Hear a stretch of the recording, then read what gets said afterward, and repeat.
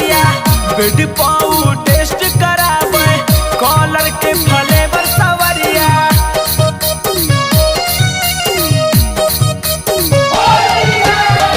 ले आके मुट पिच करिया घर हो गई पतरी कमरिया बेड पाऊ टेस्ट करावे कॉलर के फ्लेवर सवरिया।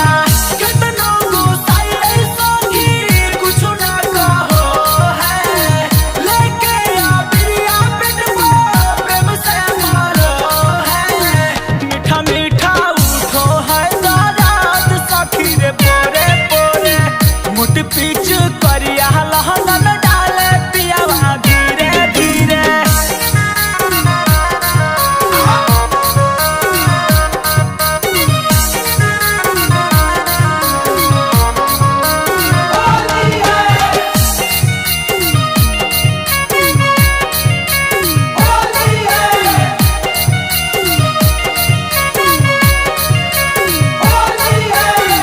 जा है सौरभ के संगवा आबो है पी के भंगवा तब नहीं परेशान करो है भीतरी डाले ले रंगवा।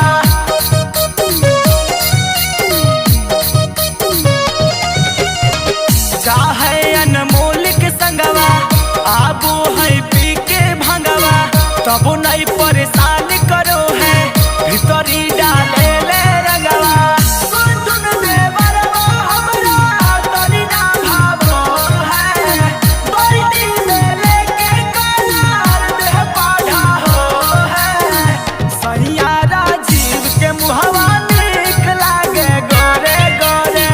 मुट पीछ कारी लहंगा में डाले पियावा धीरे धीरे। होलिया में सैया सखी बहुत डरो है हमर दर्द बुझी कबू करो है मुट पीछ